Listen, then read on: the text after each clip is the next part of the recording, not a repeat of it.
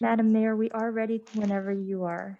Okay, let's go ahead and start as was our agreement. So good evening and welcome. I call to order the March 8th, 2021 City Council Successor Agency to the Redevelopment Agency Housing Authority regular meeting. Would you all please stand and join me in the Pledge of Allegiance? I pledge allegiance to the flag of the United States of America, and to the republic for which it stands, one nation, under God, indivisible, with liberty and justice for all. Liberty and justice for all. All right, thank you very much. Are there any changes to the order of the agenda? Nothing this evening from staff, Madam Mayor. All right, well, thank you. So I just, before we get started, I just wanted to call attention to the fact that today is International Women's Day. And I would just call everyone to think about any woman that has had a positive impact in your life and thank her. It's a great day, as is any day, to do so. Celebrate her achievements, raise awareness against any kind of bias, and take action for equality. So that's all I have to say about that, and we'll have more later this month with respect to Women's History Month. So with that, I understand Christopher Sturkin is here with us this evening from HIP Housing, who will provide us an update on housing and its services to the community. Welcome, Chris.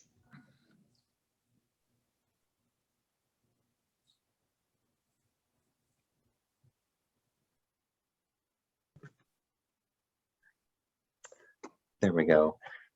Thank you so much, Mayor Parma-Lohan and Vice Mayor McDowell and City Council members. As Mayor said, my name is Chris Sturkin. I'm the Community Outreach Specialist at Human Investment Project Housing, or HIP Housing. I know all of you know us pretty well, but for those in the audience who may not know us, I will, briefly describe our programs. But I'm here tonight to, present our 2021 calendar or select entries from it, and then give you a brief update about our work last year in the city of San Carlos, and then where we're at now and where we're headed. So I'm very excited to present to you tonight. I'm gonna click the next slide, I think. Oh, let's see. Oh, there we go. Oops, okay. Well, there we go. Okay, so as you may already know, each year HIP Housing creates a calendar that includes information about our affordable housing programs, and those include our home sharing program, self-sufficiency program, and property development. Home sharing matches individuals who have a spare room in their home or a second unit with individuals seeking housing or individuals who have a housing voucher in the county. And secondly, our self-sufficiency program is for families with children. It's a self-empowerment program. So we help parents or guardians while they continue their education or start a new career by providing a housing scholarship. And then thirdly, our property development program owns and manages 28 properties across the county, including some here in San Carlos. And this is one entry, as you can see, from a student here locally. And what the prompt was for the students was, what does home mean to me? And Ashkara Jane said, my home is a person which opened its arms to hold me tight during this pandemic. And as you can see, she included a number of things in her home, and that included healthcare, school, work, Netflix, of all things. And so this is just one of many representations of what youth are going through right now during this pandemic and how important home is to them. And here's just another entry where the student said, my home keeps us safe. I like being at home because I can play with and be with my friends and family. And then another student said that, what my home means to me is my dad, mom, and brother and my family. home also means where joy is and comfort and where I feel safe. So again, just hits on that same theme about the importance of housing. And fourth is by Noemi Sims, home is shelter for the heart. You make home or else you just have a house. I love that one personally. And so as for our programs and giving you an update on our work in San Carlos just last year, we had 62 people from the city of San Carlos, both employees who work in the city as well as residents, apply to our home sharing program. And we had 8 matches last year and 11 matches that continued from the previous year. And 6 families who participated in our self-sufficiency program, and 31 tenants, including members of those families in our self-sufficiency program. And we also had some tenants in the city, 31, some of whom reside in our Cherry Street property, which we're really excited to be working with Eden Housing. That's all I'll say about that. And in addition to this, just this year, we've already received 49 inquiries from City of San Carlos employees and residents, and we continue to serve the City of San Carlos during the pandemic over Zoom. We're interviewing clients over Zoom at this time. And so your support is essential, and we thank you for your continued support and hope that this calendar that I presented brings you joy and is a representation that you can hang on your wall in your office at home of the work we're doing here and really the significance of home for not only the youth in our community, but also the community as a whole. So thank you so much for your time, and I'm happy to answer any questions you may have as well. But that is my presentation in brief. Thank you. Great, thank you, Chris. Are there any questions from council at this point for Chris and HIP Housing? All right, I don't see any. Chris, I do have a question. What's the best way for the community to get in touch with you if they're seeking your services? Great question. Thank you. The best way to reach us is to call us at 650-999-6450. That's our cloud-based number. We transitioned to a cloud-based phone system so that you can reach us even while we're at home. And our main number, 650-348-6660, our traditional number, that still works as well. You can reach us at either one. It goes to the same line. Just there's more ways to reach us now. So that would be my recommendation, is to give us a call. Great. Well, thank you for providing these very important services to the community, and the calendar is just beautiful. And how would the community procure one of your beautiful calendars? Yeah, they can actually visit our website, and we have a web page where you can enter your contact information to request a calendar, and then we'll mail it to you. Wonderful. Thank you so much, Chris. Thank you. Through the chair, we do have 2 members of the public who are interested in speaking. Great, thank you. Okay, Crystal? so go ahead and allow the, actually one hand just went down. So we have 1 remaining. Linda Burrows, you should be able to unmute yourself at this time.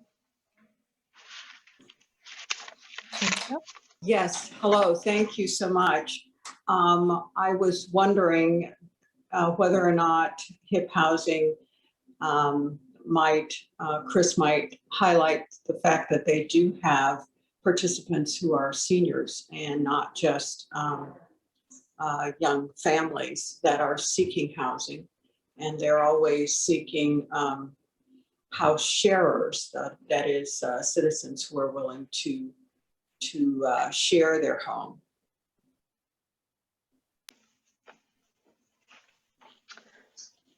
Great, thank you. It sounds like you're looking for a little bit more information. So Chris, could you address the Linda's questions about kind of audiences served with the program? Absolutely, Mayor. Thank you so much, Linda, for your question. Linda is an amazing advocate for HIP housing, and we worked together many times. And so to answer your question, the majority of the home providers or landlords who participate in our home sharing program, offering housing, offering rooms to rent or secondary units, are older adults, are seniors. So we are in an essential service and provide assistance to many seniors throughout the county to enable them to age in place, to afford their mortgage or their rent, or to earn some extra income, especially to cover the increasing cost of utilities and other rises in the cost of living. So we absolutely do serve everyone, all ages. Thank you.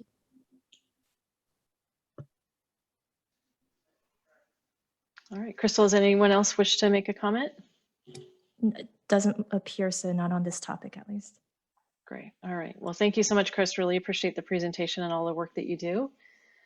For our next item, we will have council communications and announcements, which are brief items from members of the City Council regarding upcoming events in the community and correspondence they have received. They are informational in nature and no action will be taken at this time. They're allowed to report out on subcommittees, regional boards, commissions, and committees. So is there anyone? I see Vice Mayor McDowell wishes to make a report. You have the floor. Thank you. Thank you, Madam Mayor. I just wanted to do two quick things. Last week, I had the opportunity to volunteer with Meals on Wheels, and Meals on Wheels is currently delivering hot, nutritious meals to 43 homebound seniors in San Carlos. And I just wanted to let the community know that they're always looking for more participants. I'm very proud that the City of San Carlos has contributed grant money to this program so that the wait list has been kept at virtually zero. So if you'd like more information or if you'd like to volunteer delivering meals or packing meals or making wellness calls, the website is penvol.org, which stands for Peninsula Volunteers. And I also wanted to give a big congratulations to the Chamber and the city who worked together to get the farmers market restarted over the weekend. It took place on Sunday down at the Industrial Arts District down by Devil's Canyon. And there was a great turnout, live music, wonderful produce. So I would encourage the community to try it out on Sundays, I believe from 9 to 1. Thank you, Madam Mayor. Great. Thank you, Vice Mayor McDowell. Councilmember Collins. Thank you, Madam Mayor. Between our the time of our last council meeting and tonight, I had a meeting with the Caltrain Electrification Task Force, and just a couple of updates. We also get a report from High Speed Rail once a month, and their environmental impact report is just about done, and it is in the public review period right now. Also, on the electrification front, over 50% of the foundations have been poured. If you've been seeing those poles going up and down the peninsula, they are well on their way to being completed. So they've passed the 50% point at this point. And then also the first train sets are expected to be arriving, the first electric train sets, that is, are expected to be arriving any time now. From Salt Lake City. Those are going to be the new, what they call EMUs, electric mobile units that are going to replace the current Caltrain. So things are moving along, not as fast as Caltrain would like, but with probably by this time, 2023, we should start seeing the first electric trains rolling up and down the peninsula. That's my report. Great. Thank you, Councilmember Collins.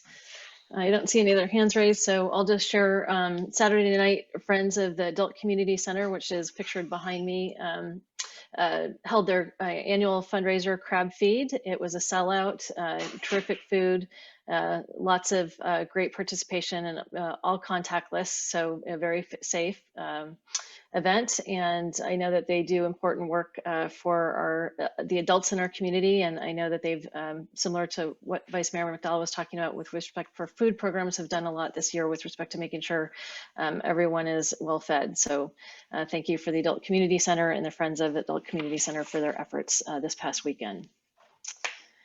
All right, with that, we'll move to item 6 for public comment. So persons wishing to address City Council on matters not on the posted agenda may do so. Each speaker is limited to 2 minutes. If the item you are speaking on is not listed on the agenda, please be advised that the City Council may briefly respond to statements made or questions posed as allowed under the Brown Act. The City Council's general policy is to refer items to staff for attention or have a matter placed on a future agenda for more comprehensive action or report and formal public discussion and input at that time. With that, Crystal, is there anybody who wishes to make public comment this evening? Yes, I do see 2 at the moment. So I'll go ahead and admit the first speaker. Oh, actually 3 now. First up is Coraline Fairbach. You should be able to unmute yourself and you'll have 2 minutes to address the council. And if you can use the timer that's visible on the screen, that would be great. There you go. Good evening. Should I talk now? Ready? Yes, thank you. Okay, thank you. Good evening, Mayor Palmer Lowen, Vice Mayor McDowell, and council members. My name is Coraline Fairbach, former mayor and council member in Belmont. I am a volunteer for California Cities for Local Control. I hope you have had a chance to read the recent email sent to you by the City of Torrance Council Member Mike Griffiths, the founder of California Cities for Local Control. As you may be aware of the fact that the state of California legislators are increasing their attempt to take our city's local zoning power away. As a former Belmont City Council member, I have never witnessed such a push to remove our local zoning power away from our cities. Only just a few years ago, our only concern was to be able to define our own local zoning control and not be subject to forced RENA numbers and state bills that cause our cities, big and small, rich and poor, to lose their identities, and in particular, placing all our neighborhoods at risk. Our cities are in grave danger of losing our local zoning control and to be overtaken by the state, dictating to us when, where, and how much to build without any of our inputs. Do you really want the state to make all our zoning decisions for you? To counter this, Torrance Council member Mike Griffiths established a completely volunteer, unfunded movement to keep our city's local zoning power away. Please, if you haven't read the email sent to you, read it again if you have the minute. Otherwise, we'll resend it.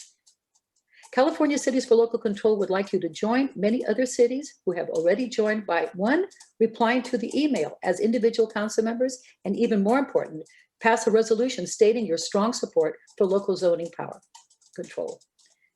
I think Palo Alto has just recently done this, and other cities are doing it. You have a beautiful city, enviable, downtown. Your neighborhoods are well maintained. Protect your city now that you love. Keep local control local. Thank you for listening to me. I think I'm finished. Thank you. Thank you, Coraline. Bye-bye. Okay. Up next, we have Linda Burrows. Linda, you should be able to unmute at this time. There you go. Thank you so much. A good evening, Madam Mayor and City Council members. Our community has been going through substantial changes.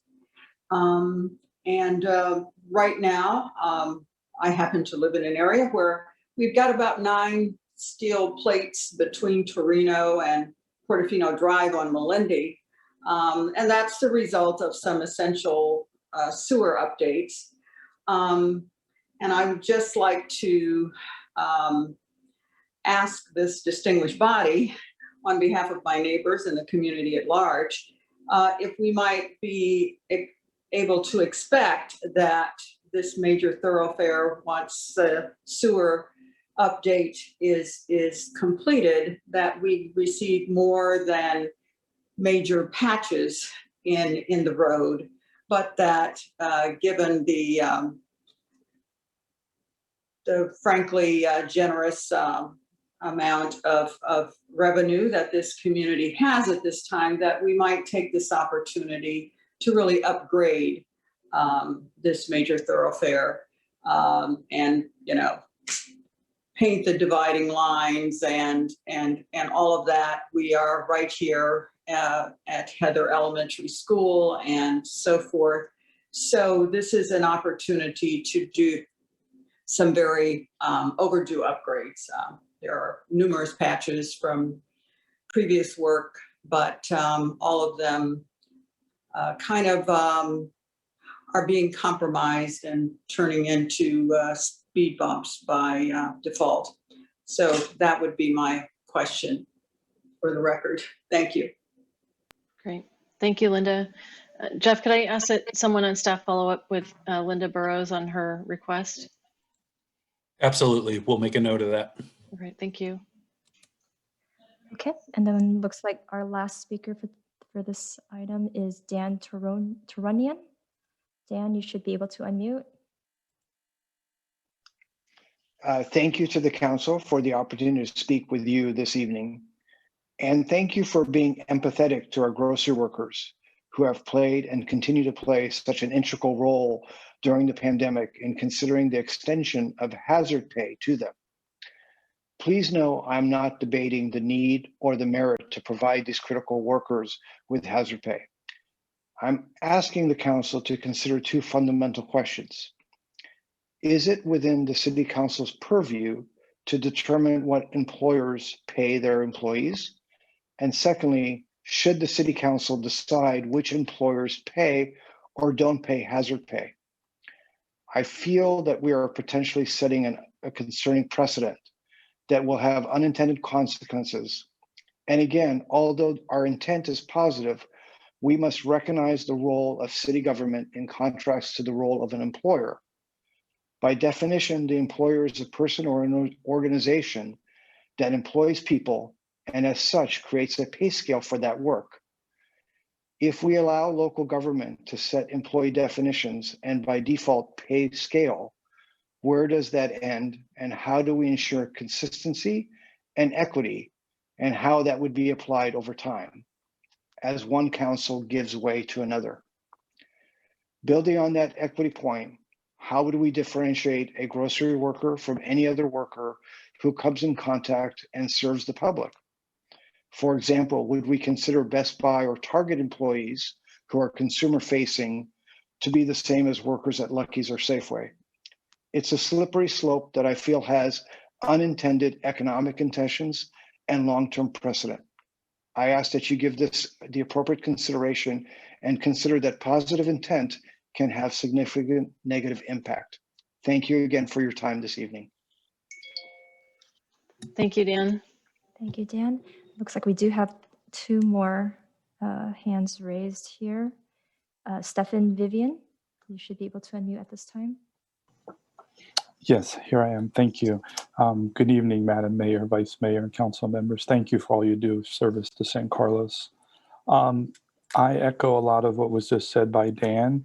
I come at it just a slightly different point of view from the grocery workers. I would hate to see anybody be denied any higher salary or wage at any time, but I don't really believe it is the job of the city to take a position in private deliberations. Certainly, if the city wanted to make a recommendation or an endorsement of higher wages for frontline workers, that seems very reasonable to me. But to issue any kind of directive or order just seems like it is stepping afar of city's purview and putting the city in a position of advocating one position over another without perhaps all the available information, and as was mentioned, but setting a precedent. And you know, obviously COVID is a very exceptional situation, so we understand why the city would want to make its voice and its position known and help frontline workers. But it is coming to a little bit late in the COVID. I would have expected this months earlier, but nonetheless, it just seems that it's a little afield of the city's purview to step into this kind of a situation. And then it begs the question, where does it end and how many other items does the city need to get involved in of a similar nature, where it seems one side has a pretty good point to its position. Thank you so much. Great, thank you. Thank you, Stefan. And so our next speaker would be Ryan McGilly. Ryan, you should be able to unmute at this time. Hello, can you hear me? Hello. Hello. Yes, we can hear you. Okay, great. Good evening, council members. My name is Ryan McGilly. I am a USCW organizer. I am advocating in favor of hazard pay. We've been in the pandemic for almost a year.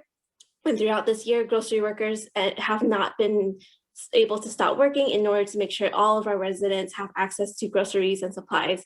And at the beginning of the pandemic, many grocery stores provided hazard pay, appreciation pay, or hero pay for their workers, but many of them coordinated to stop together in June of last year, 3 years after shelter-in-place orders were given around the Bay Area.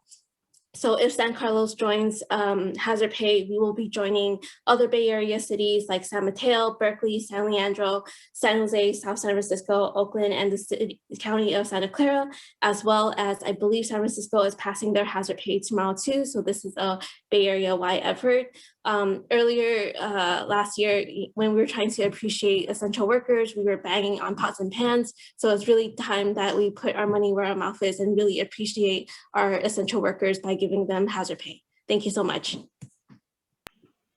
Thank you, Ryan. Thank you, Ryan. And that looks to be it.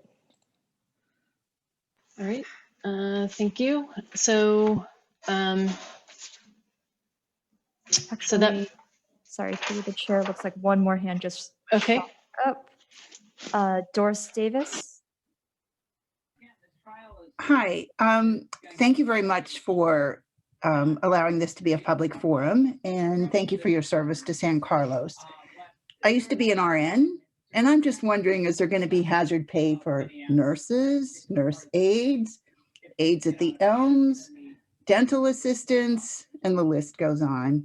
So, you know, the EMTs who are more at risk than a grocery worker because they have to do CPR, and nurses and nurse aides and dental assistants. So just the list goes on. So where does it stop? And that's pretty much the essence of my comment. Thank you. Thank you, Doris. Thank you, Doris. And that looks like that is it. Thank you. All right, thank you. So that brings us to agenda item 7 and the consent calendar. Does anyone wish to pull an item from the consent calendar? All right, so it appears no one would be willing to entertain a motion at this point. Madam Mayor, I move to approve City Council consent calendar items A through E. I'll second that. Thank you. Crystal, can you please call the roll? Councilmember Dugan, Yes. Councilmember Rack, Yes. Vice Mayor McDowell, Yes. Councilmember Collins, Yes. and Mayor Parmalohan. Yes.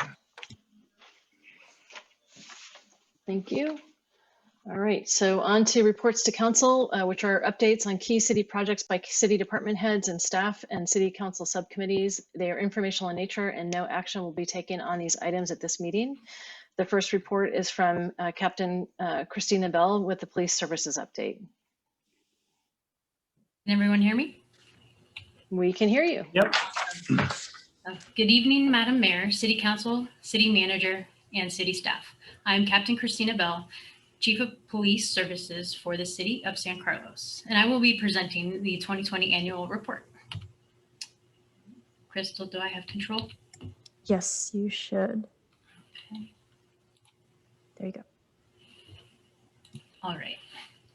So our first slide is our organizational chart for the City of San Carlos with the chief or captain on top. I have a management analyst to support me, as well as we have 2 detectives that are assigned to the Detective Bureau. Within the Bureau, we have 5 patrol sergeants, 1 being an administrative sergeant, that is Sergeant Jake Trickett, many of you know him, 10 patrol deputies, 2 motor officers, 2 K-9 deputies, and 7 community service officers, and 1 criminal records technician. As you all know, that is not in the contract, but we do have our psychiatric emergency response team that is housed at the San Carlos Bureau, which has 2 detectives and 2 behavioral health clinicians. Also housed currently in this building, we have the crime suppression unit, which is 1 sergeant and 3 detectives. I'm also in charge, or I oversee the human trafficking program for the county, which has a program coordinator and an advocacy coordinator. And that is used with Measure K funding. And we're blessed to have that funding so we can combat human trafficking within the county.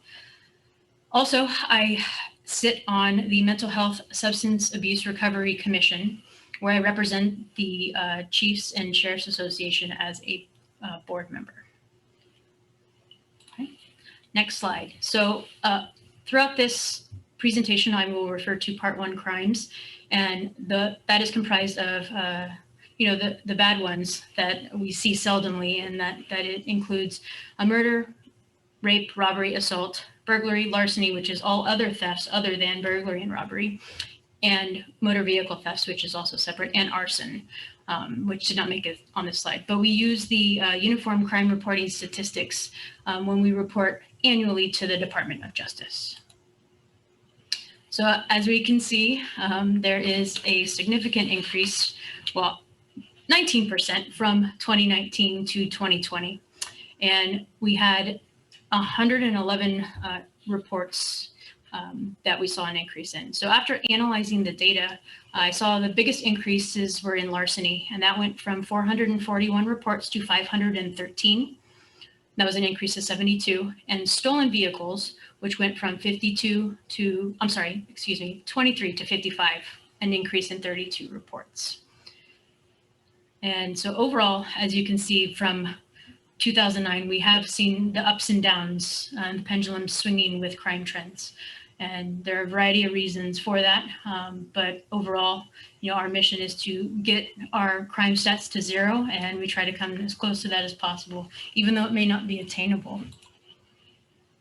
So for the violent crime slide, in 2019, we had 28, and that is comprised, these violent crimes are specifically robberies, sexual assaults, and aggravated assaults. And it's important to know that an aggravated assault is an assault where a weapon is used or the assault caused a major injury. So in the increase by 13 reports from 28 to 41 reports, which is a 46% increase. We had 3 more sexual assaults, 2 less robberies, and 12 more aggravated assaults. On to residential burglaries. So we saw an increase of 10, which is a 48% increase. So in 2019, there were 21, and this past year, 2020, was 31. And after analyzing those results, 9 of the reports were actually considered burglaries because they were where a bicycle was taken from a carport or a garage. So they didn't actually make entry into the residence. However, it is a structure and suffices under the elements of crime for residential burglary. Also, 6 of the 31 were attempted residential burglary. So the suspects tried to get in, but they were not successful. All right, so moving on to the 2019 crime clearance rates. And so we don't have 2020 because those aren't ready yet from the Department of Justice website. So the last council report out that now Assistant Sheriff Mark Derry reported on was 2018, and now I have the 2019 stats. So as you guys can see in San Carlos, we had a 61% clearance rate for violent crimes compared to, in the chart it compares to the rest of the sheriff's office, all other jurisdictions, then also the county, and then compared to the state. So San Carlos is doing pretty well. And moving on to the property crimes, also ahead of the game, 19% clearance rate. Sorry, I'm trying to figure out how to drive. For this next slide, we have the 2019 crime clearance rates for San Mateo County agencies. So we're comparing ourselves to other cities, and that these cities are not to be named. And I don't know the names on purpose. I asked my management analyst not to tell me, so I couldn't give any hints or clues. But looking at an overview, we are 4th compared to the county. And you can see where the individual cities, and also we added in the state, county, and all of the sheriff's office jurisdictions. And then for the property crime clearance rates compared to our surrounding cities, also we're third highest. So that's great for 2019. Moving on to emergency response times, there's a slight increase, but we're hovering around that 4-minute time. So our goal, according to the contract, is to be less than 5 minutes. So we're always paying attention to that and making sure that we're arriving to priority 1 calls as fast as we can and as safely as we can, because we need to be very mindful of our driving throughout the community. And just for reference, in 2020, we had 13,434 calls for service where someone from the community called sheriff's deputies that report to San Carlos for their assistance. That does not include proactivity calls for service. Moving on to traffic collisions. So overall, you see that red line, that's the overall crime trend is down. I'm sorry, not crime trend, traffic collision is down. So we went from 161 reported traffic collisions to 122. Breaking that down further, there was a slight increase in injury accidents and a significant decrease in the DUIs. I'm gonna say that that's because everybody was at home drinking and not driving because of COVID.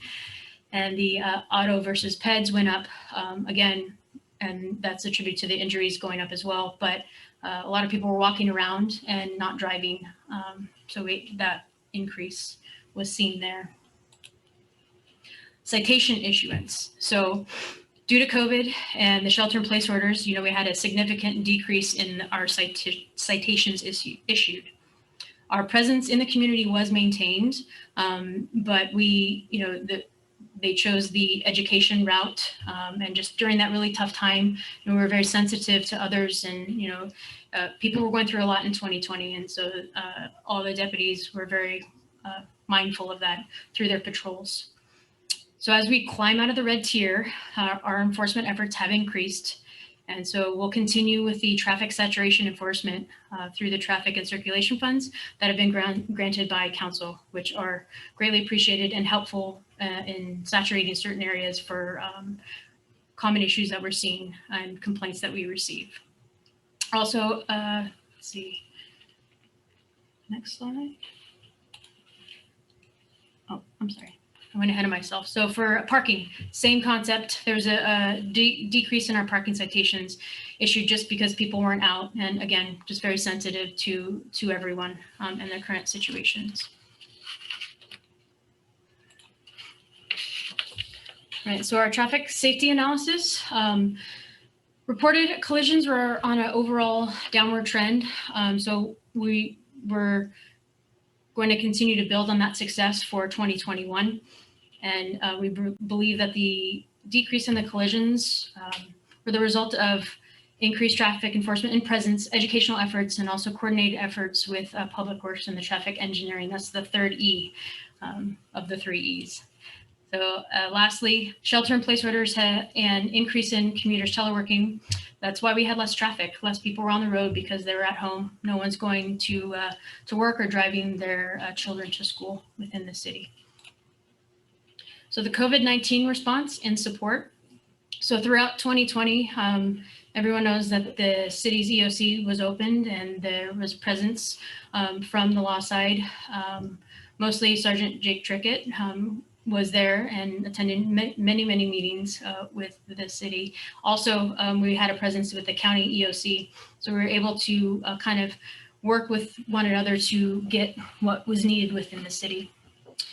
There was a collaborated effort within the city and the sheriff's office to provide masks to senior living centers. And I can speak on that personally because I was the captain in charge of the transitional housing unit of the women who were in custody who actually made the masks for the residents at the senior living centers. So thank you again to the council for the funding to purchase the items to be able to make those for the seniors in town when masks were not around and no one could find anything. So we also, this was a big one, is just focused on educating the public and businesses for the COVID-19 safety and guidelines. And we saw the health orders change throughout the year.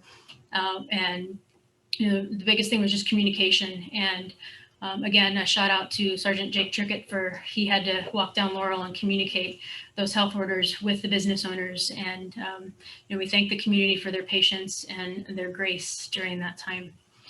And lastly, the countywide development and management of the mass vaccination clinics. So again, we've provided deputies and sergeants here for the planning of the mass vaccination clinic. So hopefully when you guys can get on the queue to get your vaccine, you'll see one of our sergeants out there assisting. Right, community engagement. This looked way different in 2020 because we wanted to respect the distance and we wanted to respect just we couldn't have our regular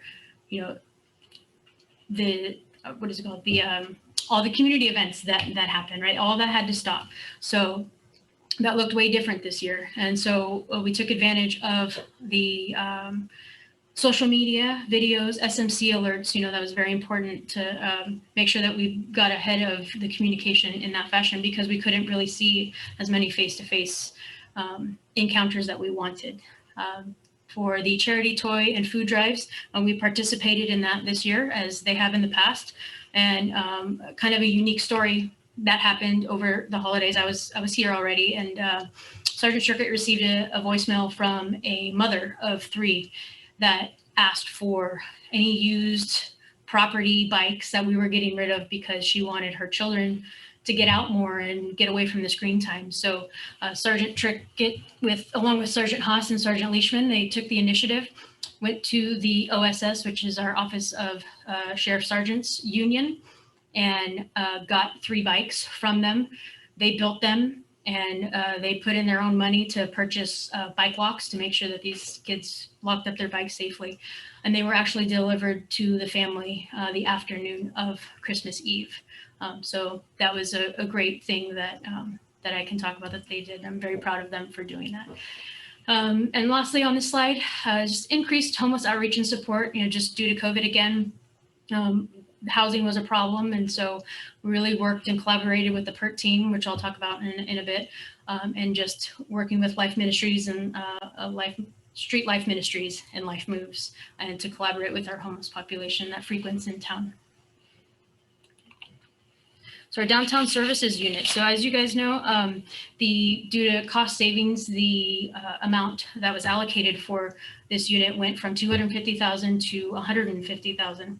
So at first we were still doing the 4 deputy filling those shifts, and then it was reduced around October because it was forecasted that if we didn't make that reduction, we would go over budget. So in order to spread it out and make sure that we were visible in the downtown areas for that specific unit, that's why it was reduced to 2 in October. However, the shifts, our deputies working the beat, and also our motor officers, I'm sure people saw down the Laurel Street closures, them weaving in and out.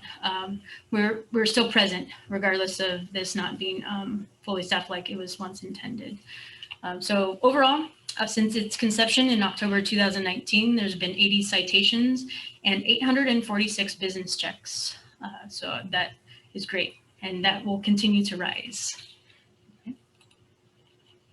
So our psychiatric emergency response team, since the last report in November 2019, it was reported that there was only one detective and 1 clinician.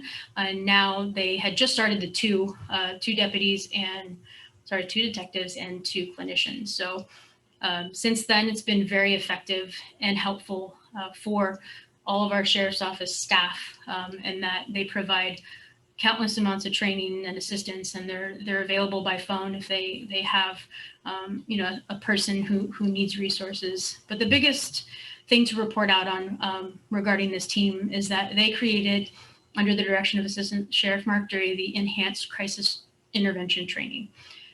So I was supposed to go to the one in January, but I had a conflict. And so I will attend the next one, which is set to be in the spring of 2021. But the biggest difference between our crisis intervention training versus enhanced CIT is we go from this is what it is, but The enhanced training is, okay, this is what you're supposed to do. This is what it looks like. This is the operational side of everything. This is what it looks like to disengage. This is what it looks like to have de-escalation tactics, what we're allowed to do legally and what we should be aware of.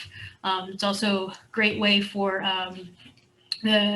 our patrol encounters to be well aware of the mental health resources. So in addition, we have been very lucky that other teams have popped up in different cities in the county, and they've actually come to our PERT detectives for advice of, hey, what should we do? You guys have been doing this for 10 plus years. Can you please help us? So it's a great resource for the rest of the county to have. So countywide, there were 718 citizens connected to services in 2020.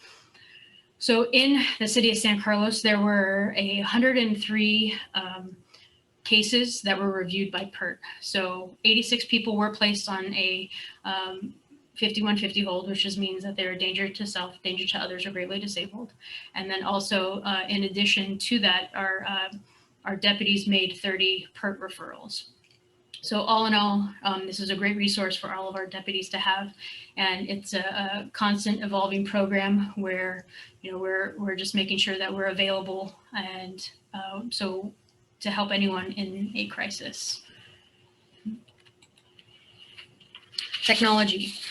So in January 2021, on this project, our CAD system, which is basically what is on our mobile devices within the vehicles, we had an archaic system through the county, and they had been working on this new CAD system ever since, I believe it was early 2015, because I was initially on that committee as a sergeant. So finally it's up and running. It is a great system that offers a lot more resources, and we're able to gather more data. So that will help with our intelligence-led policing model. It'll actually give a lot of maps and hotspots, you know, in just in a snap of a finger. And so that, you know, it's been a few months, so we're still ironing out the kinks, and then, but we will see great performance from that. It's just going to help our deputies out on the street serve our communities. Next, there's a typo. I apologize. This is my fault. This should be the UAS, which is the Unmanned Aerial Systems Program. So that is our drones. So we do have 8 drones throughout the Sheriff's Office jurisdictions. We do have 1 vehicle that is outfitted for 1 person to have that specialty spot. So this is a great tool for our teams to use throughout the Sheriff's Office. And we've used it in town for many things when we're looking for lost persons, you know, setting up a perimeter. I know that not in our jurisdiction, but in another jurisdiction, they used it on a PERT call where PERT was called because they had a subject as a non-criminal barricade, which means that there was no crime. This person had locked themselves in a garage, and they had a firearm, and they said that they wanted to harm themselves. So what we were able to do is that our deputy from San Carlos was deployed out there. They were able to put the drone in very close to the area the subject was in, and then we were able to confirm that the subject was inside and had the firearm that they said he did, because they had negotiated with him and made contact, and they were able to get him to put out, I think it was a few rounds, but he did leave 1 in the chamber. But there's nowhere way else to find that out without having the drone, because it would have put everyone at risk and potentially escalated the situation. So the use of the drone was, you know, very helpful during that incident.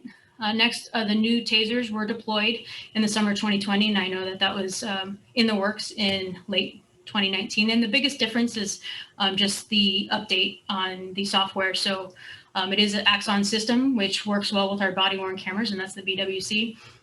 So what that means is that for whatever reason, if the deputy didn't have a chance to activate their camera prior to the deployment of the taser, once the deputy pulls the trigger of the taser, it'll automatically turn on our body-worn camera. So it's just a system in place for us just in case, so that we can collect the data that we need.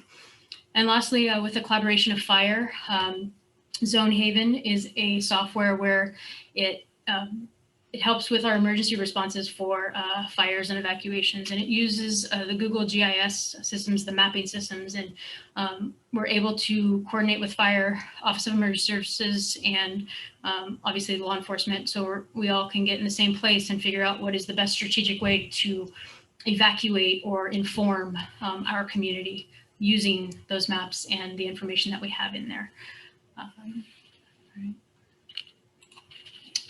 Right, so past events and recent events and looking ahead. So I just wanted to highlight a few things from the street crimes team, the crime suppression unit.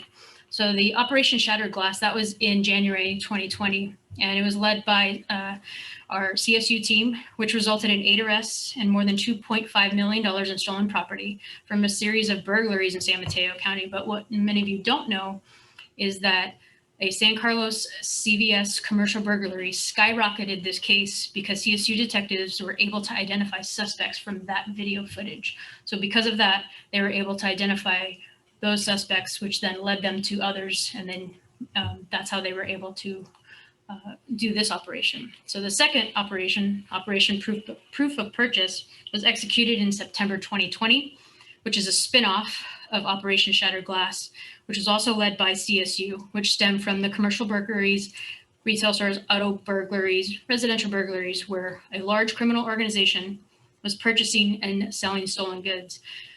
So during the execution of the warrants, there were over $8 million in stolen property that was located at over 16 locations throughout the Greater Bay Area.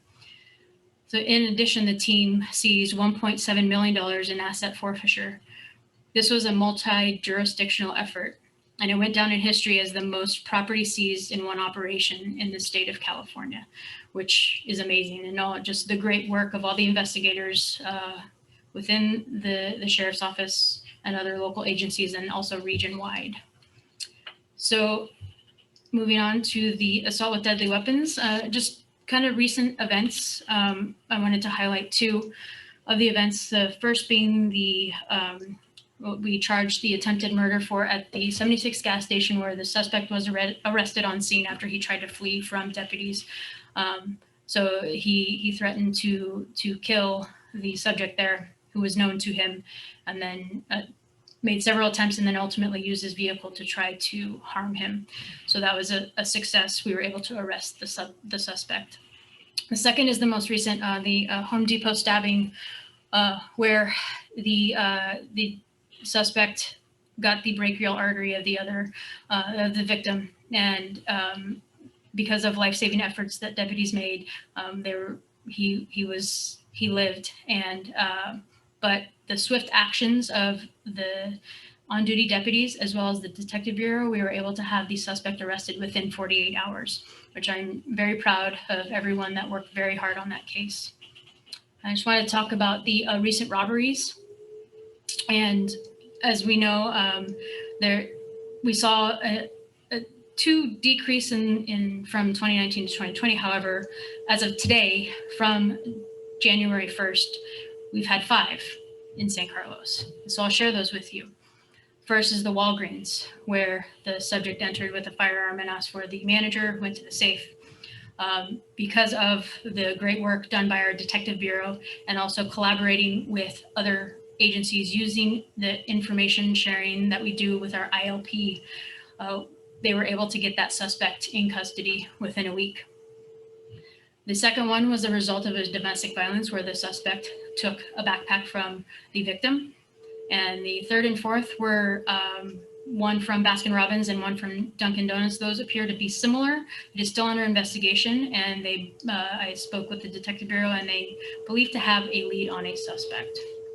And lastly, at Home Depot, that was most recently about 3 days ago, where a subject entered to steal something, and then there was an altercation. So luckily, though, the suspect was arrested shortly after fleeing the scene. So I'm happy to report that as far as arrests and leads, we're doing very well for robberies.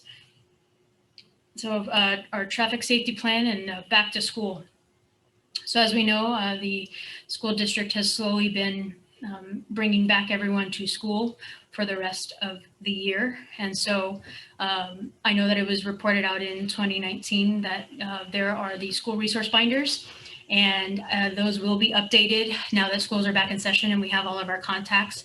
Just wanted to make sure, because we know that people have left, and we just want to make sure that those binders for our deputies and for our sergeants are available. So we have the contact information of everyone at the school. Then also just looking forward to collaborating with the school district to pick up where we left off a year ago. And just the traffic safety plan, have been working very closely with Sergeant Trickett and Steve and DPW of just, really taking a look at where our hotspots are and what we can do for accident prevention, and also increasing our presence in those hotspots. So this concludes the presentation. However, I would like to take this opportunity to thank the men and women of the Sheriff's Office who made a tremendous impact at the San Carlos Bureau in 2020. And we all know that you had a rough year too. A special thanks to Sergeant Jake Trickett and Management Analyst Kathleen Irvine for their work on this presentation and staff report. I couldn't have done it without them. I would also like to thank City Council, my fellow department heads, and the City Manager and City staff for giving me such a warm welcome when I arrived in December 2020. I look forward to working with everyone as we try to get our lives to a new normal. And thank you. That is it. Thank you, Captain Bell. Any questions from council for Captain Bell on the report?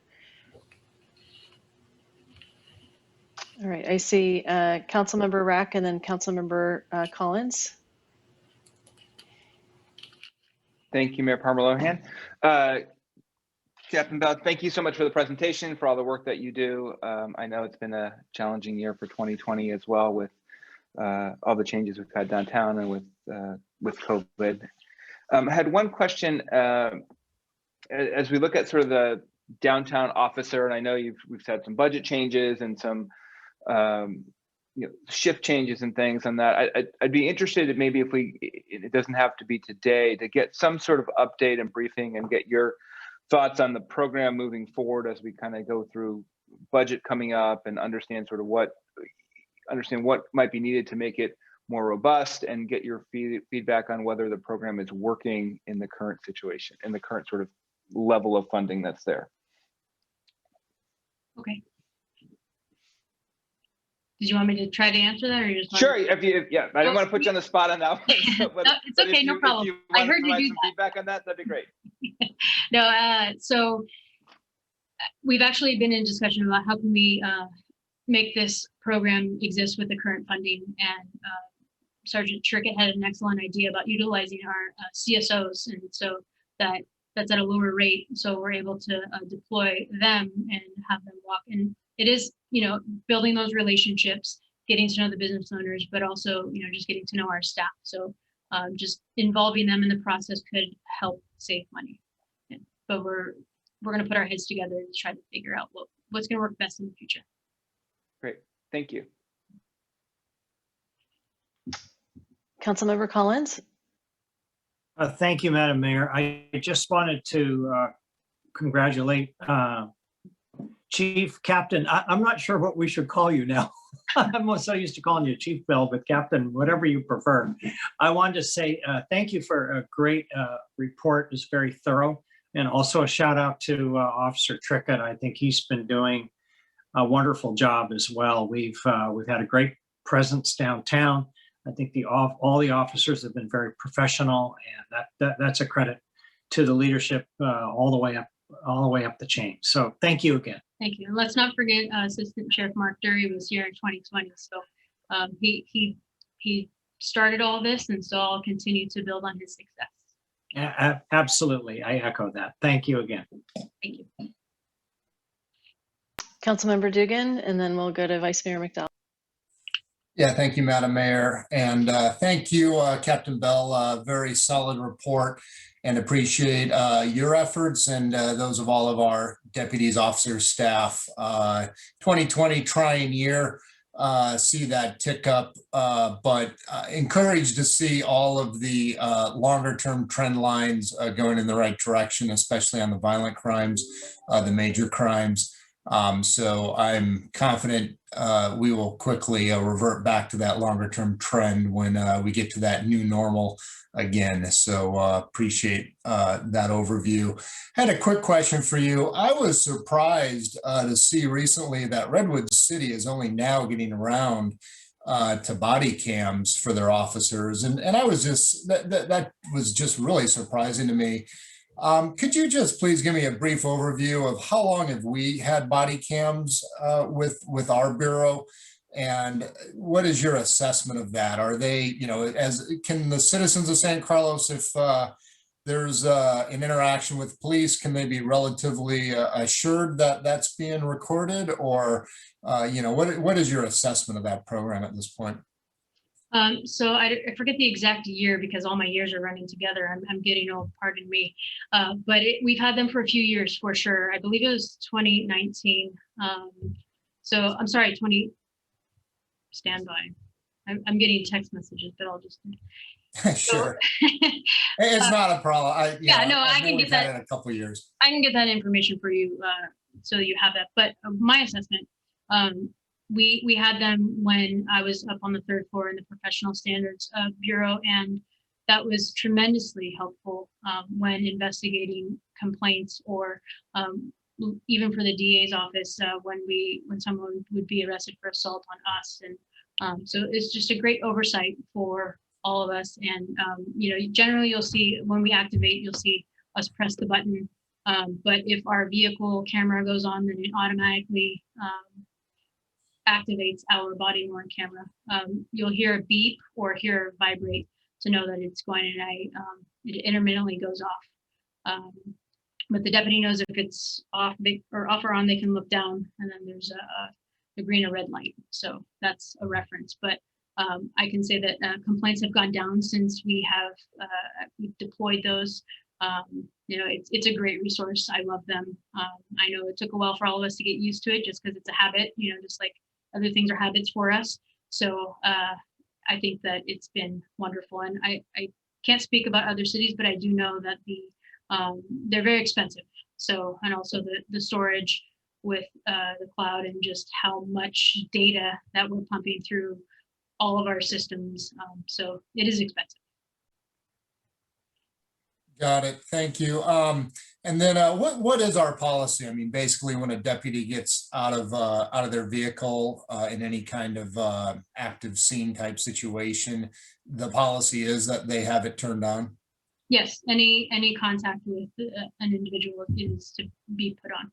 Okay, and are we, you know, like 99% compliance thereabouts? Like, how do you measure that? How do you think about that from your perspective? So we have agreements with the union that, you know, there are certain systems in place to where we can look at those, that compliance, but I can assure you that if we go to find something and it is not there, then that officer is held accountable, or deputy, excuse me. Okay, great. Thank you very much. Vice Mayor McDowell. Thank you. And thank you, Captain Bell, for your great presentation. You and I spoke earlier today kind of about the 20% or 19% increase in Part 1 crimes. And tonight you mentioned the increase in larceny is kind of a big chunk of that. For the general public, could you describe what crimes are covered under larceny and give a little more color to that, please? So larceny is just a theft. It could be a theft from a store, a theft from a vehicle, a auto burglary, just any type of theft. So thefts are up because due to COVID, you know, we have our jail population is down. There's a lot of people that are out, but we also have booking restrictions. So when we go to arrest someone where we would have been able to book them, now we're forced to cite and release. So that subject is now out to pretty much reoffend if they choose. Okay, thank you. And then you and I also talked about domestic violence. Can you share what the numbers are year over year for that? Yes, so for most domestic violences, they fall under the simple assaults. So we saw it in that category under simple assaults where no one was significantly injured or no one or a weapon was not used. That was so we had 46 reports, which was an increase of 21 reports because in 2019 there were 25. Okay, thank you. I'll just make one comment that, you know, domestic violence, it's almost doubled. And we've seen this increase in larceny. So if there's a way to work together to kind of send messaging out to the community, you know, how to reminders about vehicle theft and home theft, as well as, you know, numbers and resources for those suffering domestic violence. I know this has been unfortunately an increasing trend during the pandemic. So, you know, looking forward to working with you to increase our messaging to the community about both of those issues. Absolutely. So thank you again. Thank you.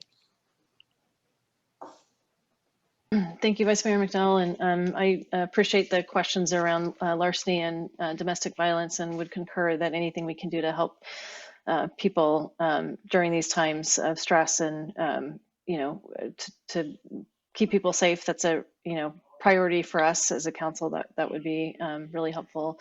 And thank you for your report, and thank you to the team for all of their hard work this past year. I know with the backdrop of COVID, it wasn't easy to execute it against any of these circumstances, and it sounds like the crime rates are up a little bit. I just wanted to just you know, ask a question around you know, when should a community member report a crime to the police, and are there any crimes or thefts that just are not worth that report? Could you provide a little color on that for the community, please? Absolutely. So what helps us with our ILP, our intelligence-led policing model, is for everyone to report any and all crime as soon as possible, regardless if you think, oh, it's just my $10, you know, Safeway glasses or gas station glasses out of my vehicle. That puts a crime on the map for us, and that helps us gauge where our trends are. If we don't have that information, then we don't have the data. So I would encourage everyone to report their crimes as soon as possible. And you know, the reason why we say as soon as possible is because when we get the call, we can flood the area, and that increases our chances of actually arresting the suspect or whoever is responsible for the crime. Any delay in that could add, you know, other holes or, you know, things that we have to do, and it's harder for us to solve the crime if we aren't immediately in the area right after it happened. And I know we can't always report because we're always not home, but the soonest that we can is very helpful for us. Great, thank you. And then just switching gears a little bit, you know, we have a street in particular, Holly Street, that is a bit congested, and there's some residential homes there. And I've been hearing from the community some concerns about, for example, work trucks that are traversing down that particular road with some frequency. In addition, there was a very destructive car wreck recently. It was reported to me, and I don't know if it's true or not, it was a DUI, and a tremendous amount of property damage was done. Can you talk to us a little bit about how we can potentially address safety on that particular corridor in San Carlos? Yes, so that'll come with a presence, you know, from us, and also directed enforcement during the peak hours of traffic. So as we are seeing more vehicles on the road, we're seeing more construction within the city. You know, it's very important that our beat deputies and also our motor officers, they are aware. They already know, and I've gotten those emails as well, Mayor. So we've already deployed those resources, and we've already started the directed enforcement regarding the trucks. And I can say that our deputies are on the east side at night because of our intelligence-led policing model. We've had an increase in thefts and also stolen vehicles on the east side. So we have been on the east side in that area on the industrial corridor. So again, because of our systems and our IOP model, where we are flooding that area. Great, thank you very much. And then just one last question for you. I noted that the city of San Mateo has created a website for policing metrics that are available and accessible to the community on a regular basis. And this report was really helpful. And would your department ever consider at some point in the future publishing this data so that it's provides greater access to the community? That is a great question. I did see their fancy dashboards, and I know that Assistant Sheriff Mark Durg is actually in charge of the records bureau right now, and he saw that as well. So he's already in conversations with our records manager and what that looks like and what that means for us to do something similar. Great, wonderful. Thank you so much. Crystal, any comments from the public on this item? Oops. No, there are no hands raised. Okay, great. All right, well, thank you again, Captain Bell. Really appreciate the very thorough report, and appreciate your sharing with us all the great works and statistics. It was my pleasure. Thank you, everyone. Thank you. All right, so the next is a budget study process discussion or report to council. I think Jeff or Rebecca will be taking this one. Is that correct? That's correct, Madam Mayor. I'm going to take this item, and Rebecca can jump in if we have any questions or need any other additional detail, because there's not much of a report from staff here. As you know, every year as we produce the budget, or I guess it's typically every other year, but we did a one-year budget last year, we start the process out with the community and the council by doing a budget study session or a series of budget study sessions.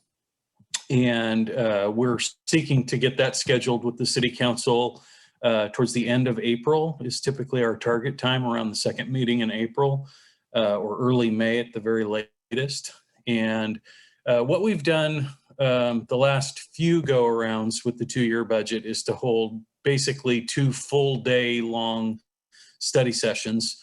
That allows us to spend a lot more time on the sort of day-to-day operations of the city and the associated expenditures in those areas, as well as focusing on the general revenue and any recommended changes up or down and the associated reasons for those recommendations with the council. And over the 20 years that I've been involved in preparing the city's budget, I can say that we have done those study sessions in a number of different ways. We've had just one study session in an evening to cover that, where we focus more on the finances and the changes. We've done the 2 days, as I've mentioned. We've done them on weeknights, weekdays, weekend days, weekend evenings. So there's a lot of different ways we can do this. I know for our current city council, for 4 of the members, this will be the first time we've done a full 2-year budget. And I understand from the city clerk there was a little difficulty with scheduling 2 full days, and I certainly understand that. We have a very different city council than we had a few years ago, and time is a very precious thing for all of us. So we thought, rather than try to do this through the email process that we normally use to schedule council, we thought we would just agendize it tonight so that you all could have a conversation about how you would like us to proceed in getting that scheduled for you. If you'd like to stick with 2 days or change the type of days, or ask that we focus the study session into one evening, and we can even target an existing council meeting if that's easier, by moving some agenda items around at the end of April to accommodate that. So with that, I think I'll kick it over to you all to discuss it. And if you need any additional information or have any questions for Rebecca and I, we're happy to jump back in. Thank you, Jeff. All right. Any questions or comments from council on this one? Councilmember Collins. Thank you, Madam Mayor. So it sounds like we just can't get our agreement on full day budget study sessions, right, Jeff? I mean, people have so many things going on that blocking out 6-7 hours on a weekday just isn't a workable thing anymore. That was our sort of interpretation, that it was difficult for the 5 of you to find that amount of time within that particular time period. And so we thought we'd circle back around and see, what if a different approach would work for you. We had previously told you that we would do 2 days, and so we didn't want to change that on you without talking to you first. Well, I'm just going to throw out something just for consideration, and we can discuss whether or not it makes sense. But since that doesn't work, what if we were to break it up into 3 evenings? I don't know what those evenings would be, Monday through a Thursday, maybe back-to-back nights, something like that. I'd be curious to know how my fellow council members feel about that. But if we do 3 nights, possibly 4, it depends on how long we want to spend on each of those meetings, and whether or not, and how staff feels about it, and how staff would be able to accommodate that. So that's really a question for you, Jeff. If we did something like 3 nights or something, or 4 nights, I'm not really sure how much we have to cover. I know we've always covered a lot in the past. What sort of impact is that on staff, and is that something that they would be manageable for them? I believe that would be manageable. I would probably suggest no more than 3 nights, but more out of concern for public participation than staff participation. As long as we know in advance, the biggest hurdle for us in scheduling that would be conflict with other meetings, like planning commission meetings or Parks and Rec Commission meetings or community meetings that are scheduled, where we just already have a commitment. But we're talking fairly far in advance right now, so we should be able to accommodate that and work around that. I think the real, in addition to how you break it up, the other question for you to consider is, how much time do you want to spend on certain amounts of data? Within a 2-day study session timeframe, whether you're breaking that up into multiple evenings or whatever, a lot of the focus, as I said, is really sort of on the past in terms of performance and what it is we do, as opposed to the future budget. It just kind of setting the stage, because as you know, when it comes to public budgets, a lot of what's in the budget really sort of remains unchanged. And because it remains unchanged, it in the budget process often goes without a lot of discussion, sometimes no discussion at all on an area where we might be spending millions of dollars. But, because it's not being changed and it's pretty routine stuff that we're doing, it just doesn't get any attention at all. Okay. So I don't see any other hands up, so I'll ask a question. Were there did it look like there was particular days of week that were a challenge, or was it the time period from one meeting to the next? I think the biggest comment, the most common comment we received was the full day was problematic. And 2 full days, I think, was exponentially problematic in terms of a commitment for council members who have other jobs and commitments. Okay, thank you. All right. So I did see a bunch of hands go up. So we'll take Councilmember Rack, Vice Mayor McDowell, and Councilmember Dugan in that order. Thank you, Madam Mayor.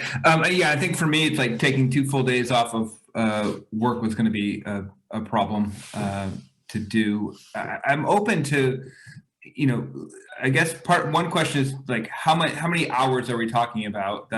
And how many hours we want to spend on Zoom is also one of the things I think we start losing sort of value at some point. But something that even like a late afternoon, like a 3 o'clock type of thing could work for me as well as an option. Sort of if we went 3 to 8 or something like that, or 3 to 9 or whatever we needed, a couple days, that would be fine. It just sort of taking the whole day is a challenge.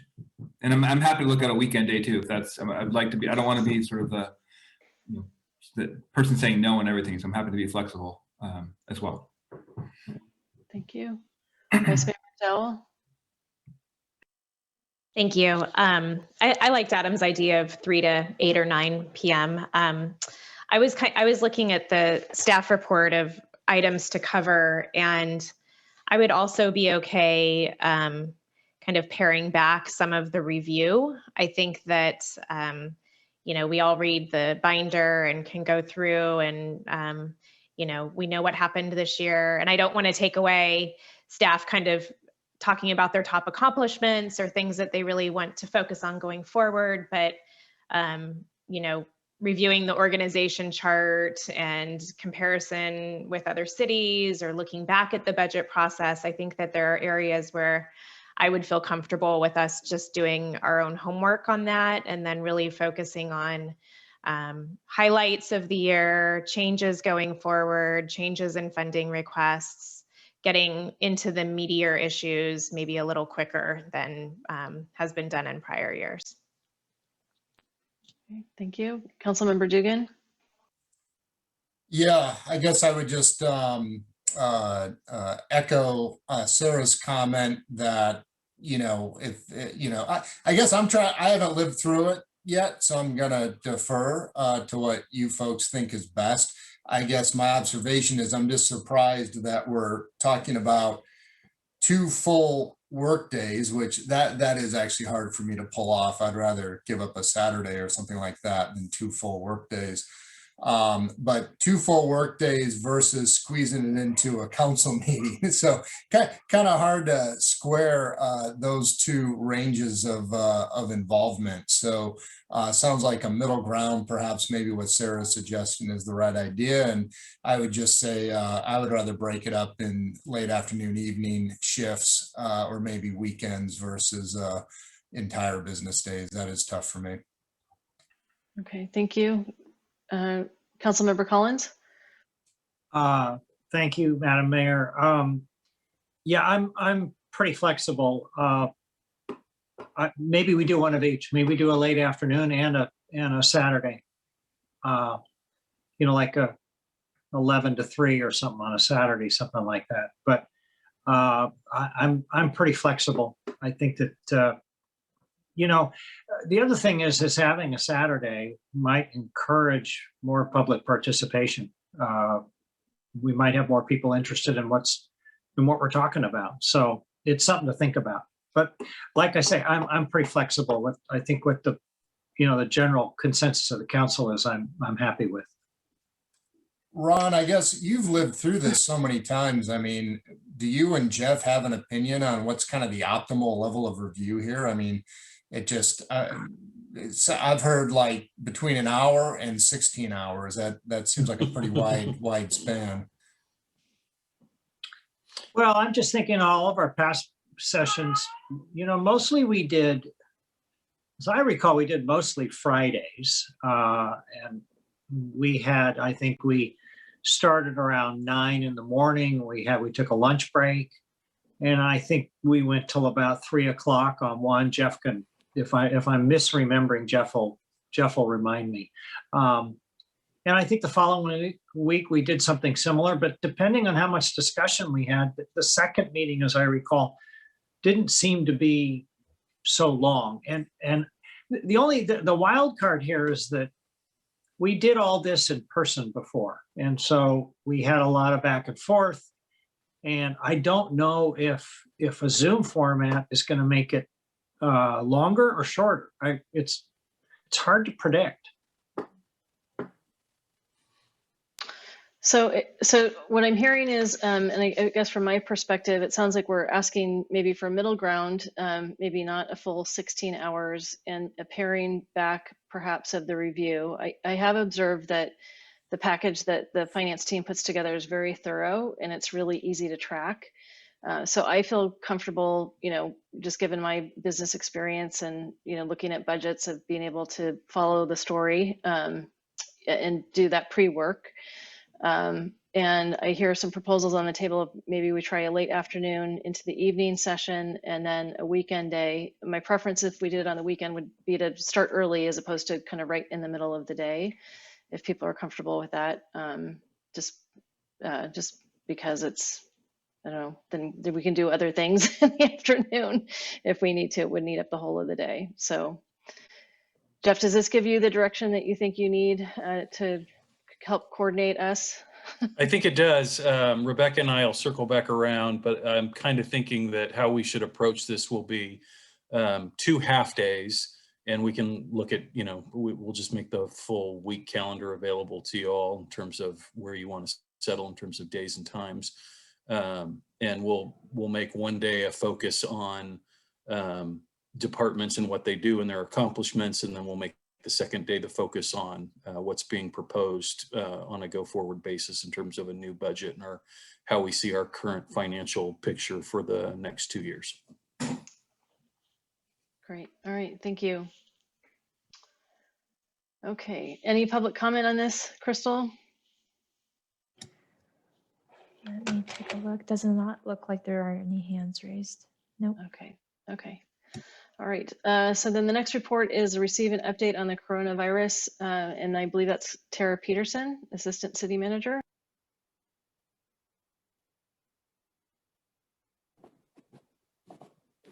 It is. I was so busy taking notes. You guys were giving me a lot to write down, so I apologize for the slight delay.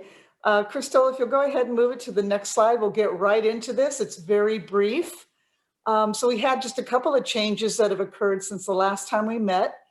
The first one is that the state has updated its blueprint for a safer economy by reopening, setting up a new reopening framework to allow additional activities to occur that should be conducted outside using consistent masking principles.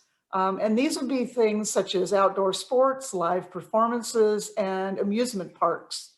So we see that that will be happening by April 1st. If you've heard, I've heard a lot of rumors that Disneyland might be one of those. Of course, that'll depend on where Orange County is at the time. But we're really excited to see these kind of reopenings occurring. The next is the state has changed its guidance regarding recreational sports. So the California Department of Public Health has set new guidelines for both youth and adult sports. The Parks and Recreation Department has not had an opportunity yet. This just happened. It hasn't had an opportunity to look at what that really means. So we will get back to council with what impacts our programming. And we'll do that either through a message to council or at the next council meeting. And with that, I'll answer any questions. Oh, I'm sorry. There were a couple of just last minute updates. The Senate passed funding for this COVID relief bill. It's a $1.9 trillion bill. It isn't quite yet through the system. The House needs to do some work on it. And then of course it needs to be signed by the president. And the impacts of that on the city and what we might see in terms of funding are yet to be determined, but we'll keep an eye on that and let you know what that means for us. And then lastly is just a continuation of the COVID testing at the Central Middle School campus. And that is being scheduled through Curative, and you can reach them at cur.tv/San Carlos. And with that, I'll answer any questions. Great. Thank you, Tara. Councilmember Collins. Thank you, Madam Mayor. Thank you, Tara. I'm just curious. We just entered the red category last week. And then I heard that there were going to be a whole set of new guidelines. Are we still going to be in a color-coded environment? Yes, I have not heard of any changes to that system. And we are hoping to move into the orange, but we have to wait. We have to be 3 weeks in red, and that the numbers are really good for us when they reevaluate us in 3 weeks' time. So that'll be another couple of weeks before we can look and see if we're moving into orange. I was just about to ask you how long, but you answered it before I could ask the question. So thank you. Anticipated. Yeah, thank you. Vice Mayor McDowell. Thank you, Madam Mayor. Tara, I had a quick question for you. I feel like there's been a bit of an uptick of complaints by community members about some business operations downtown and certain areas seeming just a little too carefree. Could you talk a little bit about that and kind of what the city is doing? Sure. I actually think that I should turn that over to probably Greg Rubens. Have you been involved, or Christina, in the in the enforcement of those rules. I can just basically tell you that people are hearing all the good news and how things are opening and there's vaccines. So they're ready to relax a little bit and let some steam off. But as far as enforcement, Greg, would you like to take that over? Yeah, thank you, Tara. And thank you for the question, Councilmember McDowell. The approach we're taking with the reports that we've received is we're increasing the presence of police to monitor the situation. We've had a few incidents where over Valentine's Day weekend and after that, we've had large crowd. I don't know if it's related to the weather or maybe it is some exuberance of the public, and that there's some indoor dining that was able to occur. That we got some people that were, from the evidence I saw, there's some people that were probably not following the intent of the protocols. So what we've done is when we've identified a location that's had a problem, is we reported to the county's of San Mateo's COVID response team. And that response team then conducts an investigation and issues warnings or citations if the business has already received a warning. And then the city itself is evaluating businesses that have are, from our perception, just not disregarding our requirements that the businesses who participate in our parklet program on Laurel Street, if they're just not going to comply, then we are looking at imposing our own remedy, which is separate and apart from the county's remedy, and that would be to revoke the parklet permit that business might have if they're violating the COVID rules. And right now because it's an evidentiary standard that, I mean, we have to actually see evidence that we think somebody is violating it, and then having the backup to do that. We want to be careful about making sure that a still frame photograph or a small little clip of video is not really misrepresenting what's actually happening at the scene. And that's the stage we're at with some of the concerns we've seen. Thank you. And just a follow-up to that.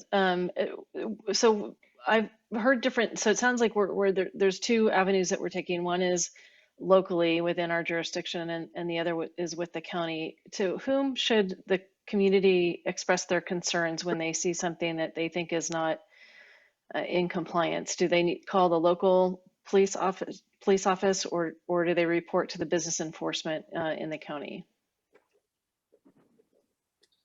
I think you could always report to the county COVID-19 response team, but if there's something that's immediate that is distressing to someone, I think I would encourage, to the extent our law enforcement community is able to accommodate those types of requests, that they reach out to that. And I'll leave it to the chief about what's the best way to communicate that. I wouldn't want to flood 911 lines, but there's probably a business line that things can be reported that are not emergencies.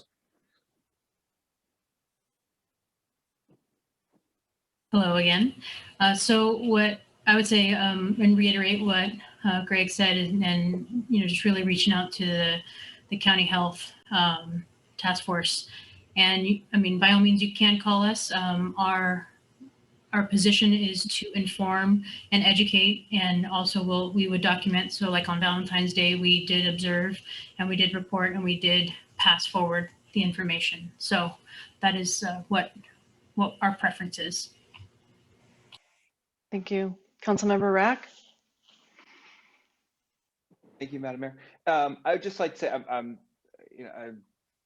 really disappointed to hear that what's going on downtown with some of the restaurants, and we've done some things to try to help support them throughout this pandemic. And the fact that if there is sort of this especially egregious flaunting of the rules, I would hope that over time, and especially for businesses that are continue to not try to do the right thing, that we would do more than just inform, that we would, use our ability to deal with their permits and enforce that. Because I do think that if people continue to get away with it, we're never going to solve the problem.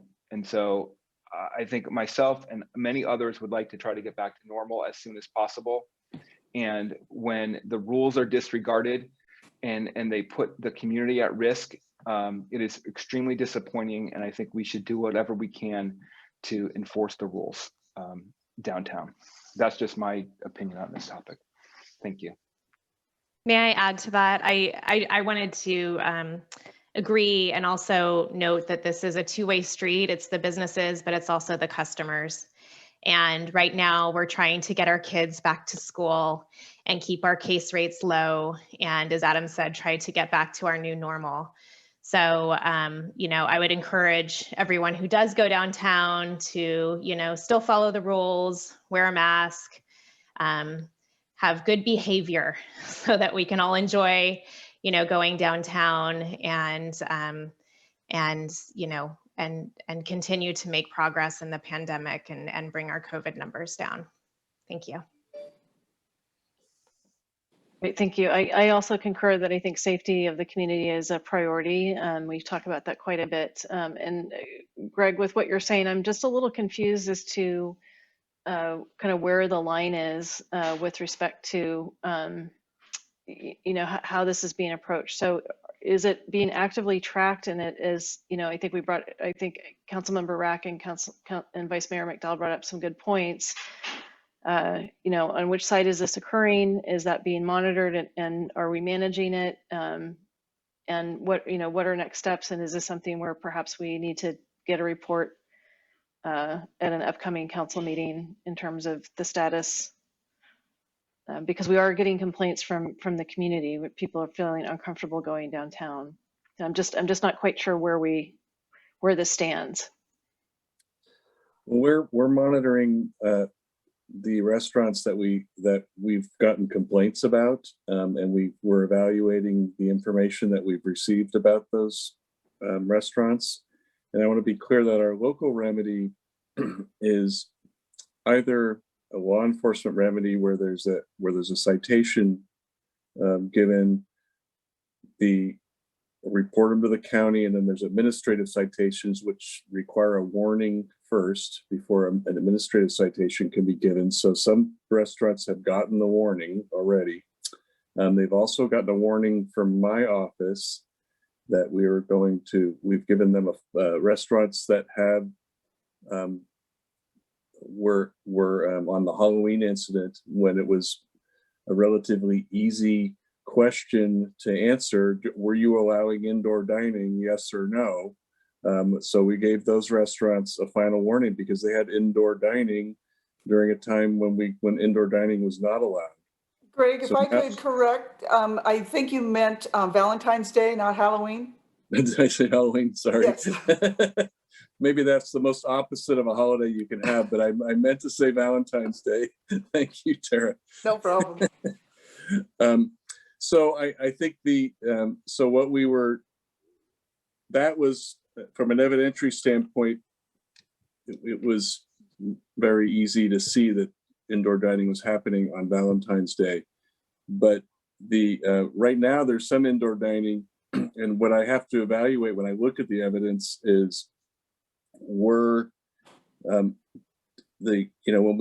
we have what I saw was still photographs and some video footage that people had put on the internet. And so sometimes the evidence, when you look at a little clip that's like 10 seconds long, that's a violation. But what I want to do is have the county look at that and provide us with the guidance on whether they are saying, because they're the experts, whether they're saying there's a violation at that point. And then the city's remedies would be triggered at that point once we had a finding that someone had violated the rules after an investigation. Now, part of our plan is to have some increased police presence to monitor the restaurants that have gotten the final warning and other restaurants that may in the future violate the rules. So that's where we are, and I know that may be it's a process issue really, because our permits do require compliance with the COVID rules, and if I could say something tonight for everyone who's listening, that we are taking it very seriously, and they're probably, if restaurants do violate the rules and there's a finding by the county health, or we see the clear evidence of it, our remedy is going to be to revoke the permit for the site, the parklet dining, because in that case they've had a warning and they've not failed to comply. So that's where it's headed. But right now we're evaluating what the evidence that we have, and we're going to be reviewing that. Thank you. Councilmember Ruck, you had your hand up and took it down. Did you have a comment or no? I just had, I guess I wanted to confirm with Greg that our remedy is to remove and I'm assuming that means that we could require them to take down the structure that they have constructed as well, since they no longer have a permit to operate on the street. Is that correct? That's correct. It'll revert to parking if it's on a segment of street that's open. If it's not, okay. If it's on the 700 block, it will not be available for outdoor dining anymore. For outdoor dining. Okay. Yeah. And your point is on that, even though we have control over giving the permits, you would like to go through a process of findings essentially before taking such an action. I think that's the course of action I'm recommending, because once you are accusing someone of violating the rules, I think it's incumbent on out of fairness to make sure that there actually is a violation of the rules before we take that kind of a measure. Okay, fair enough. Thank you. Thank you, Madam Mayor. Okay, all right. Are there any public comments, Crystal, for this item? There was one hand raised, but they have lowered it since, so no. Okay. Okay, thank you. Thank you for the discussion. So that takes us to agenda setting item 9. Items listed in this agenda setting section will be considered by the council for placing on a future agenda. No action will be taken on these items at this meeting. So I submitted a request to ask council to consider setting an agenda item to discuss a hazard pay requirement for large grocery stores and direct staff to investigate this concept and come back with a report or a study of some sort to help us understand the situation in our local community. What motivated me to bring this forward was just when I saw the infection rate of grocery store workers as 1 in 5 compared to the standard and regular population of 1 in 100. That was very concerning to me, as well as the fact that their hazard pay had been in place and was recently revoked. So I'm respectfully requesting our council to consider bringing this topic forward at a future agenda.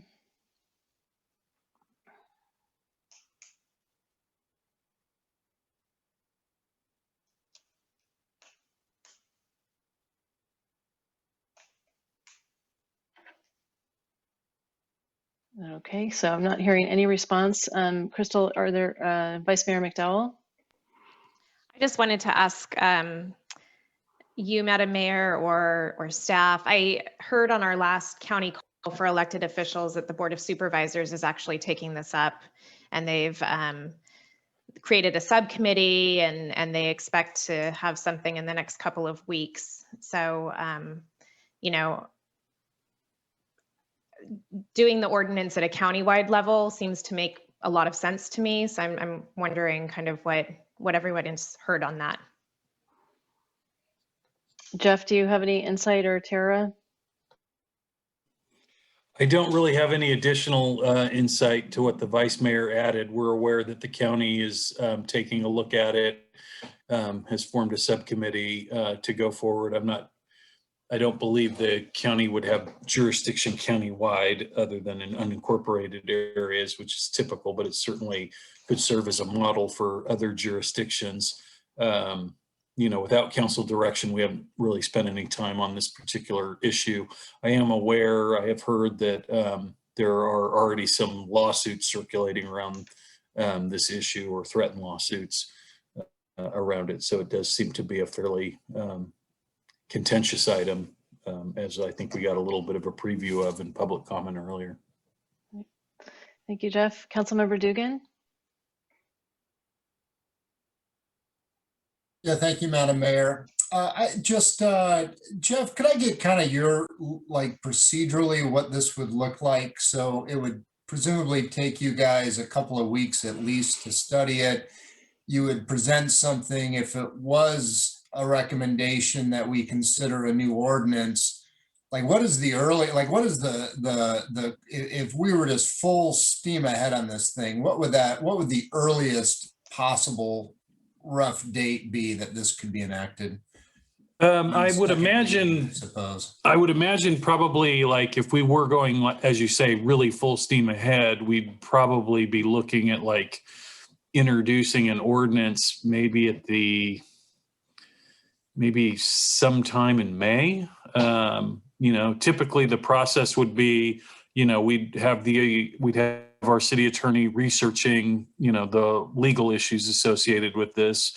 Our city staff would be reaching out to other jurisdictions that might have already done this to understand the issues better, that their councils and communities were struggling with. I think we would want to look at the available public health data so that we could, help present and interpret that for the city council and the community as you were considering this. Once we had that together, we'd likely recommend you do some sort of a study session with the information, so we could all make sure that we're kind of on the right track and understand the issues. After the study session, we would turn it over to our attorney to actually begin to write the ordinance and get it all ready for your adoption. And as soon as that was ready, we would bring it back to the council. And the only other wrinkle there, and I'm not sure that would really necessarily apply to an item like this, would be whether or not we needed to have broader community meetings or specific stakeholder meetings with unions or groups of people that had a particular focus and interest in this particular issue, who the council might want to make sure that we've done an in-depth discussion with, to make sure that their point of views were being presented to the council in any sort of final report. Okay. So, and May would be very, very ambitious. I think this would be kind of similar to some of the gun regulation stuff we did. And I think that probably took, what, Greg, maybe 4 or 5 months to work through. Yeah. I think the issues that just, again, not just touching on it, for the last couple of days, thinking about it. Some of our cities have been that have adopted these types of ordinances have done it pretty aggressively and done urgency ordinances. But there's a lot of issues that and cases are being brought in federal court over whether or not labor laws are violated, or there's just several issues that I saw in press reports about it that I'd want to make sure that I've been able to analyze for you. So it wouldn't be something that could possibly be brought to you at your next meeting. It would take me a while to marshal the resources that I need to do and research it to get something to you that I could make a good recommendation. Okay. Thank you. Well, thanks for the overview on that. So it would, so probably June, and then second reading would be sometime in July. I guess I would just observe a couple things that, I'm certainly empathetic for frontline workers, and they've certainly have exposed themselves to hazard in the past year, for sure. And I'm certainly empathetic for that.